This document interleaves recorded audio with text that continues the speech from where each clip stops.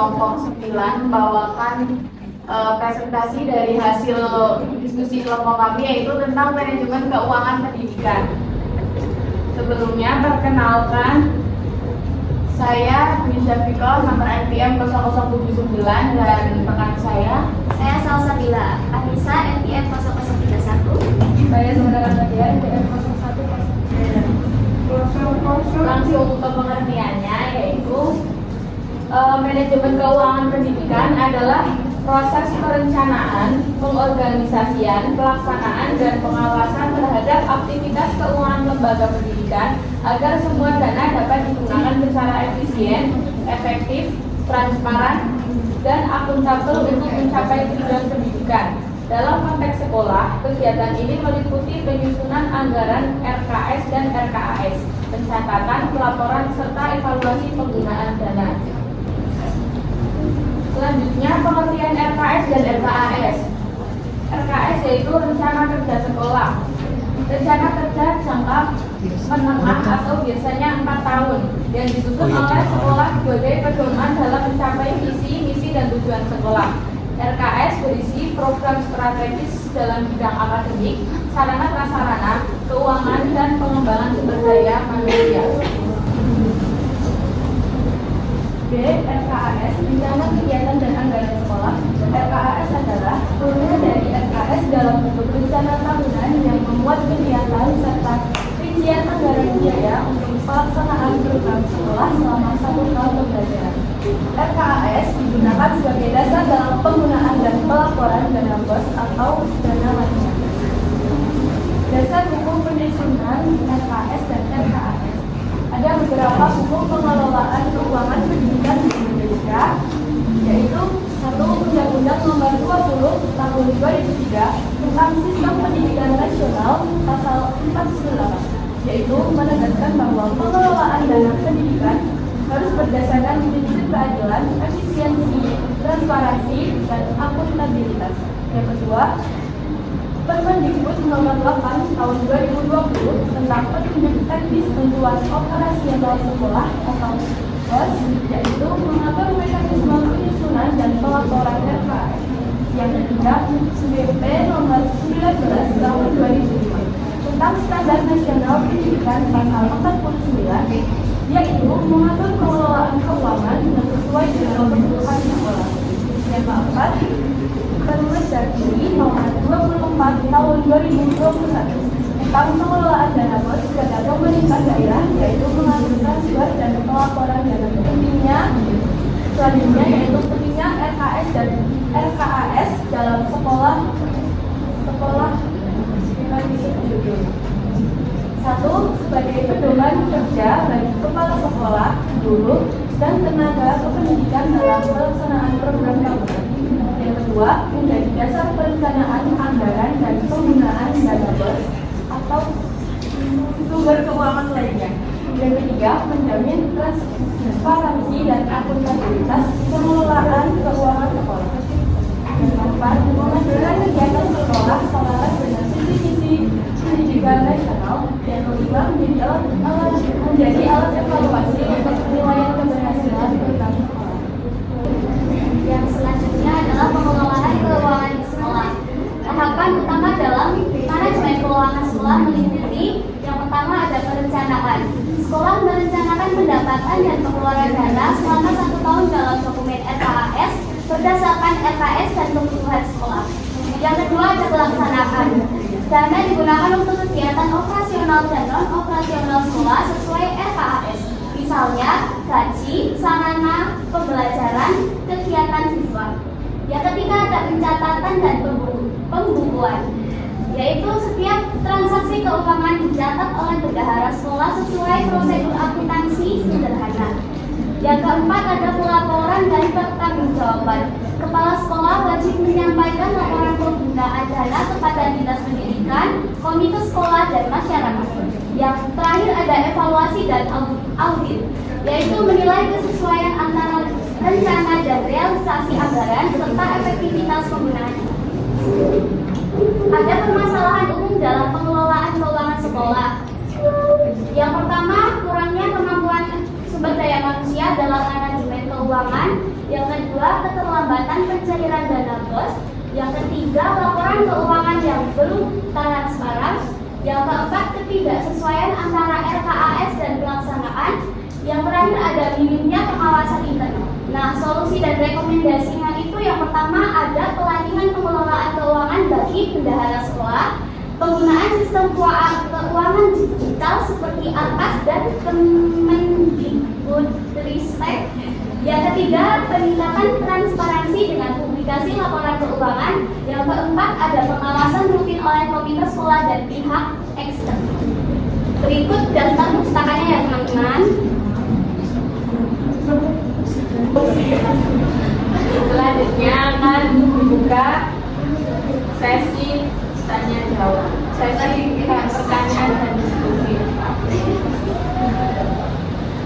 Akan dibuka 2 termin, satu terminnya yaitu 3 penanya. Silakan yang ada yang ingin bertanya.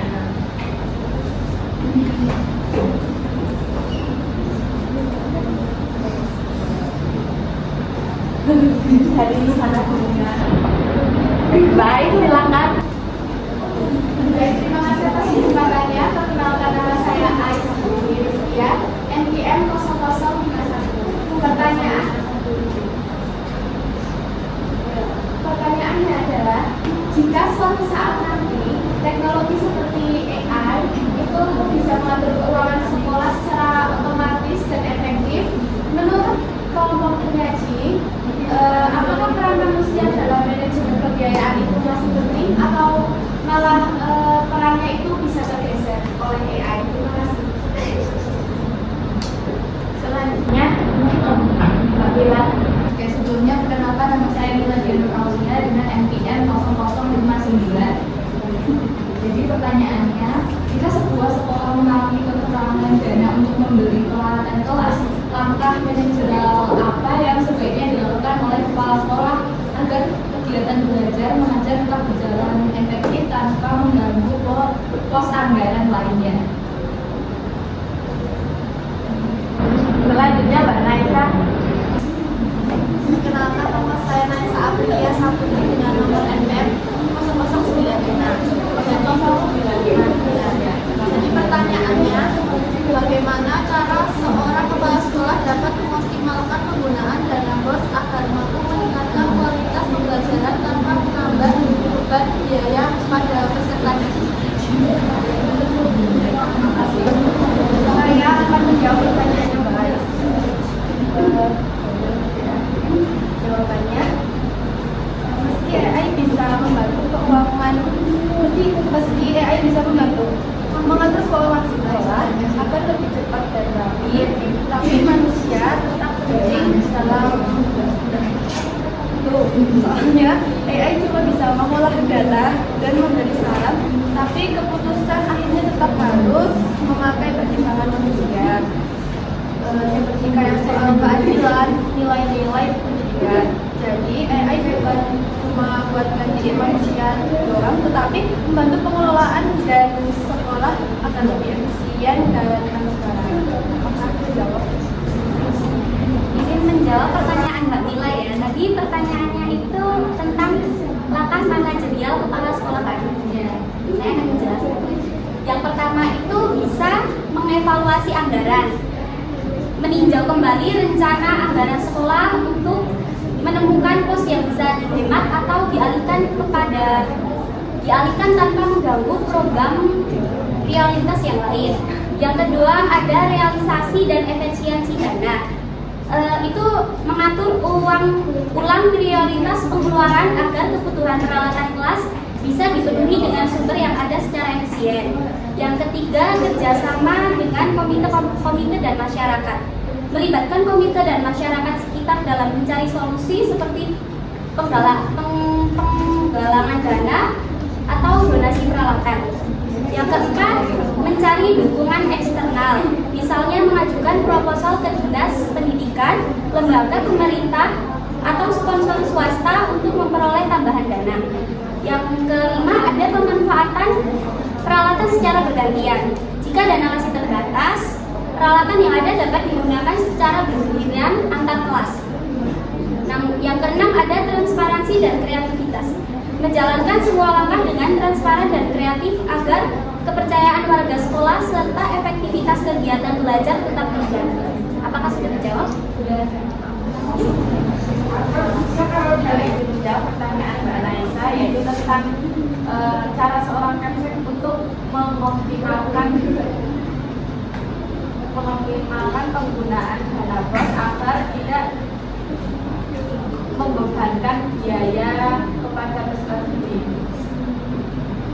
Jadi sebagai Kemsek atau kepala sekolah dapat mengoptimalkan penggunaan dana BOS atau bantuan operasi sekolah dengan melakukan perencanaan anggaran yang tepat sasaran dan berbasis kebutuhan sekolah. Nah, dana BOS sendiri yaitu dana dari pemerintah pusat yang bertujuan untuk membantu biaya operasional sekolah agar dapat menyelenggarakan pendidikan secara optimal dan meningkatkan mutu pembelajaran. Maka yang pertama itu bisa dilakukan dengan cara menganalisis kebutuhan sekolah kita pembelajaran secara menyeluruh agar dana tersebut digunakan untuk hal-hal yang benar, mendukung peningkatan guru seperti pelatihan guru, penyediaan media dan teknologi pembelajaran, serta perawatan sarana pendidikan. Selain itu, sebagai kepala sekolah juga perlu menerapkan sistem pengawasan dan evaluasi secara transparan dan melibatkan komunitas sekolah dan masyarakat agar tidak terjadi penyalahgunaan dana.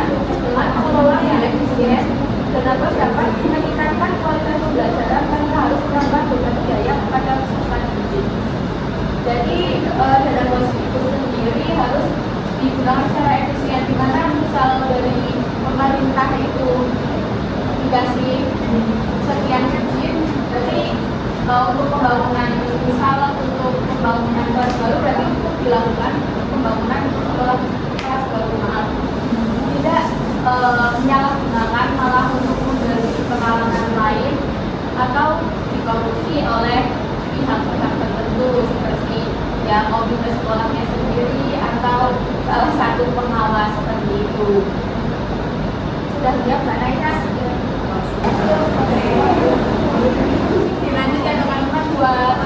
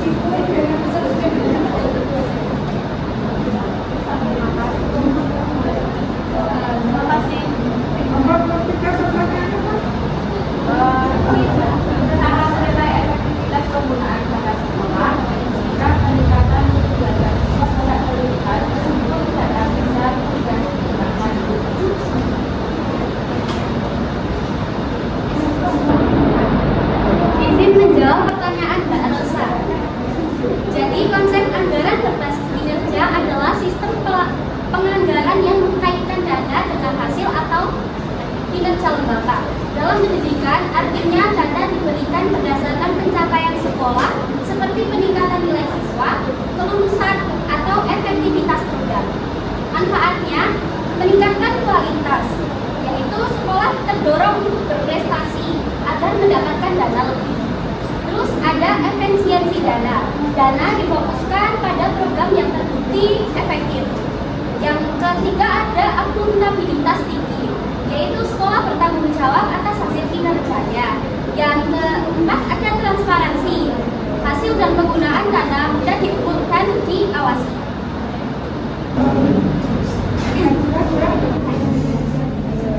Saya akan menjawab pertanyaan selanjutnya Mbak Alika, yaitu BPK itu tugasnya mengawasi penggunaan uang negara termasuk dana pendidikan lewat pemeriksaan keuangan.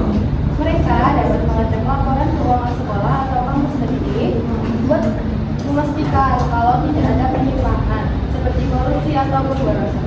Pengawasan ini sangat penting karena dana pendidikan yang besar dan harus tepat sasaran. Contohnya seperti BPK sering mengaudit dana bos biar penggunaannya sesuai aturan dan transparan. Apakah menjawab? Tentang pendapat cara menilai efektivitas penggunaan dana sekolah jika peningkatan mutu belajar siswa tidak terlihat meskipun dana besar sudah digunakan. Nah, jadi yang akan dilakukan yaitu evaluasi menyeluruh terhadap alokasi dana, apakah digunakan untuk kegiatan yang benar-benar berdampak pada pembelajaran atau hanya terserah pada hal administratif. Nah, kemudian dilakukan perbaikan perencanaan dengan fokus pada program yang berbasis hasil belajar atau outcome based. Terima kasih dan mohon maaf apabila dari kami ada kesalahan tutur kata. Saya akhiri. Wassalamualaikum warahmatullahi wabarakatuh. Waalaikumsalam warahmatullahi wabarakatuh.